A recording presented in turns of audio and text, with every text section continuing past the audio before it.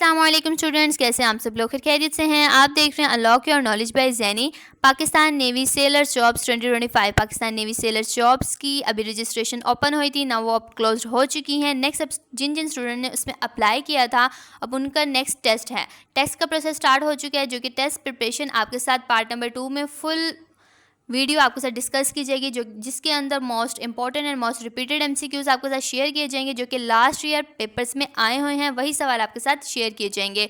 Paper में यही सवाल होंगे इंशाअल्लाहुल अज़ीम।